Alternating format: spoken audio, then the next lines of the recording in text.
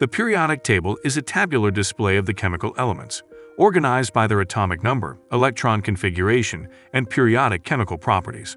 The term periodic results from the properties of the chemical elements to show a periodic dependence on their atomic numbers. This characteristic of the elements has been formulated in the periodic law of Mendeleev, published in 1869. Eventually, the periodic table of elements is a visual representation of this law. The first version of the table was based on the simple idea that elements with similar properties should be grouped together. By grouping the elements, Mendeleev had even been able to identify gaps in the table and to predict the existence of elements that had not been discovered yet. The periodic table was a major breakthrough in the field of chemistry in the 19th century, and its modern version is still used by scientists today.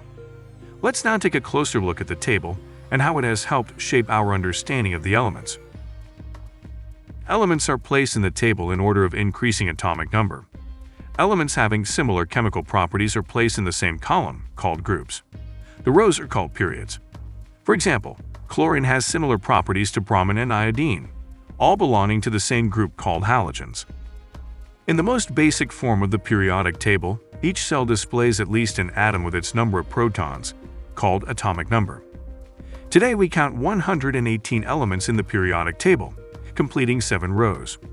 94 of these elements exist naturally on Earth. The others have been created in laboratory.